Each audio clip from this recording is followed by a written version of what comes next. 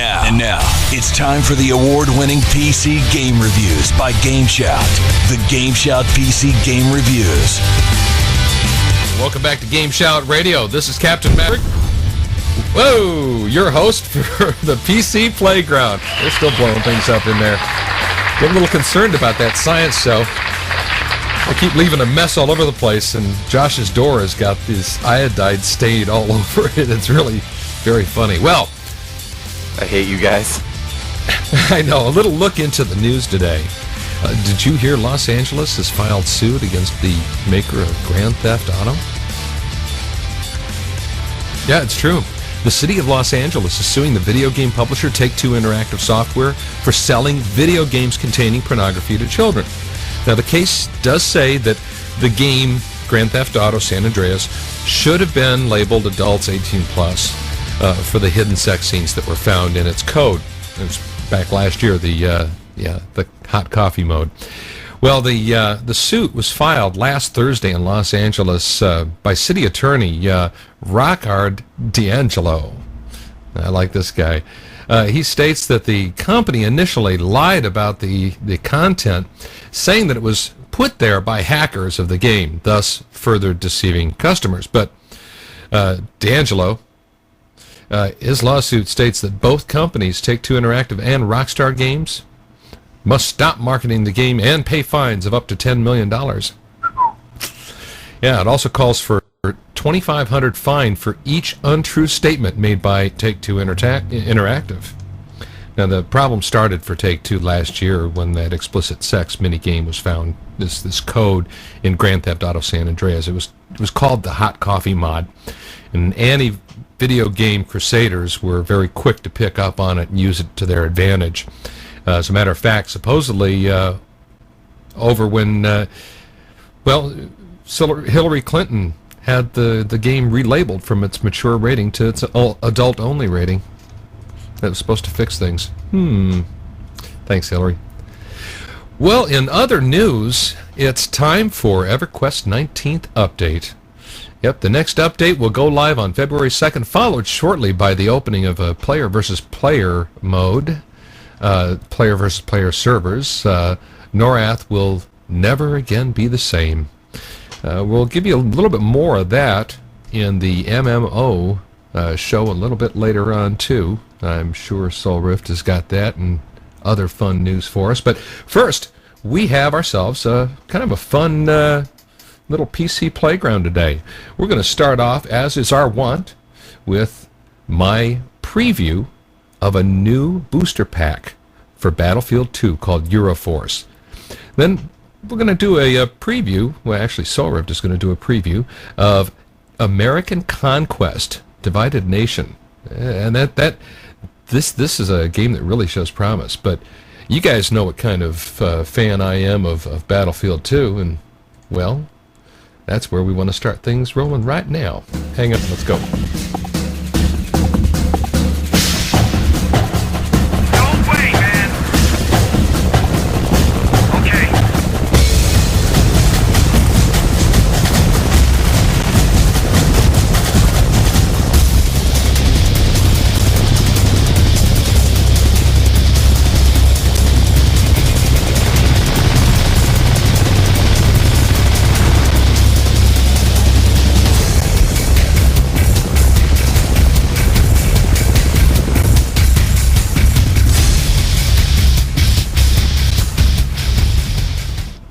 I am truly sorry, but I, like many of you, are going to be totally glued to our PCs again, as EA Games is about to release 2 new expansion packs, 2 boosters.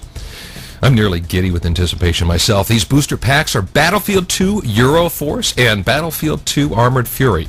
Now, I'm going to focus my comments on the former title, Euroforce. I'm going to leave the latter to my able team member, TrickNeal, to discuss with you a little bit later in today's show. Now, as you've heard by now, unless you're living under a rock, like some of those guys in Afghanistan, but let's not go there.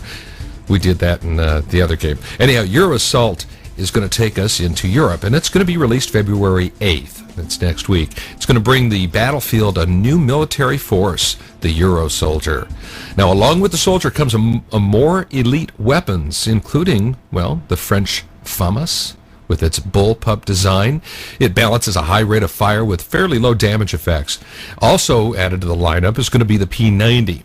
This weapon that was designed for tank crews with tank crews in mind. It's a short weapon, and it's easy to keep in the cramped spaces of a modern tank, but it uses the SS-190 round, which has much more knockdown power than the sidearm that the tank operators used to use. Now, you know that's important because in the battlefield now we've got body armor, and you've got to have some real high penetration power. Now, a few of the other guns, you know how I love the weapons.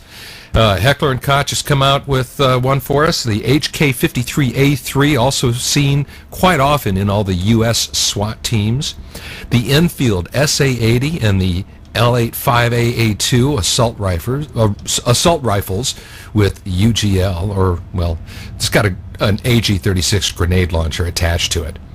The Heckler & Koch HK-21 heavy support weapon. It fires a 7.62 NATO round. There's a Bellini M4 shotgun, which is a real kick-A shotgun. We're talking one that just rapid fire, good shotgun. Oh, yeah, big one, more power. Then look for our that's right, the sniper gun. That's the British L98A1. It's a 7.62 or 308 Winchester sniper rifle. It's got an effective range of 1,000 yards. Yeah, Benelli. Yeah, that's what I said, Benelli. It is. It's Benelli. Okay. I said Bellini? Yeah, you said Bellini. I did. It is Benelli. It is a Benelli M4 shotgun. Anyhow, you know I like weapons, but you also have to expect a few new vehicles with this one, 4 to be exact. For ground units, you've got the Leopard 2A6 main battle tank. It was developed by Krauss Mafia AG. Well, won't get into that. They're out of Munchen, Germany.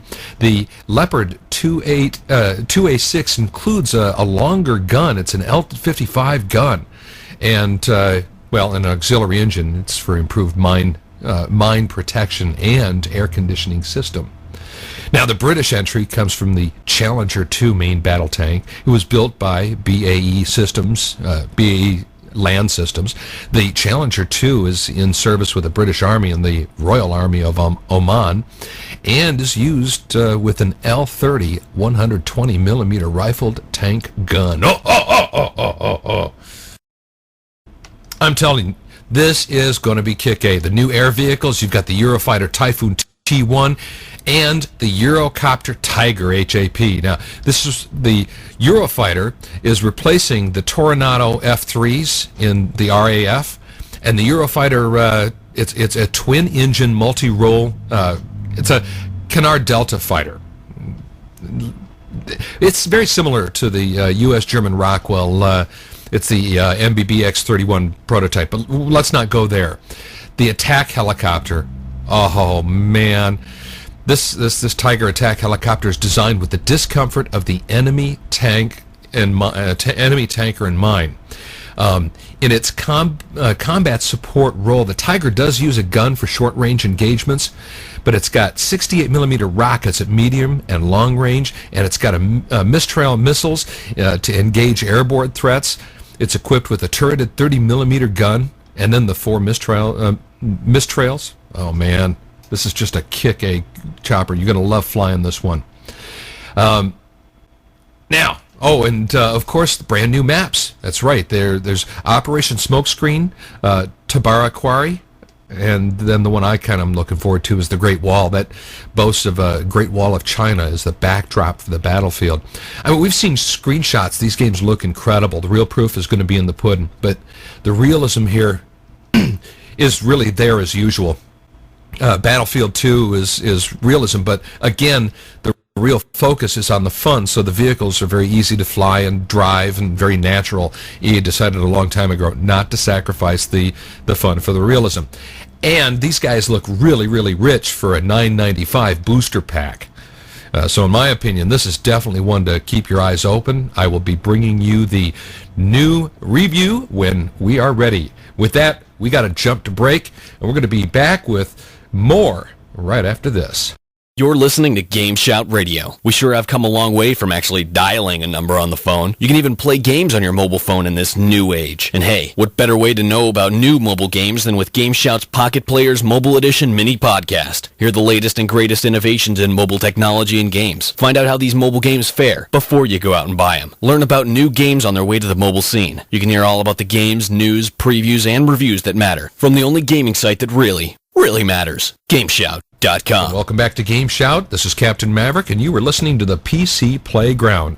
With me, as usual, are all of my friends with the GameSHOUT staff, including my buddy Soulrift, who's got this awesome preview of a game coming up called American Conquest, Divided Nation. Hey, do you like Civil War history? I do. I got some weapons from that era. Tell you all about it sometime. But for right now, let's go to Soulrift.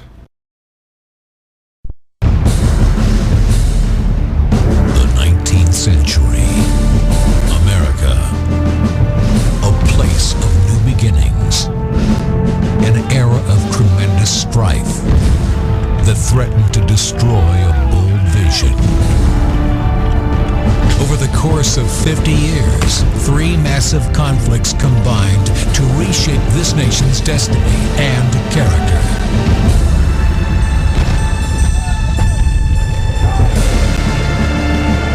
Battle of New Orleans. The Texas War of Independence. The American Civil War. This spring, stand united or fall divided. American Conquest, Divided Nation.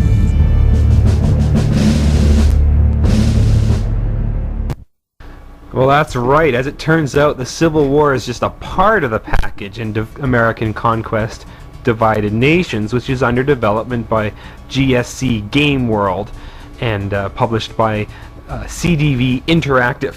So where better to make an American Civil War game than in Europe? Great place to publish one of these titles.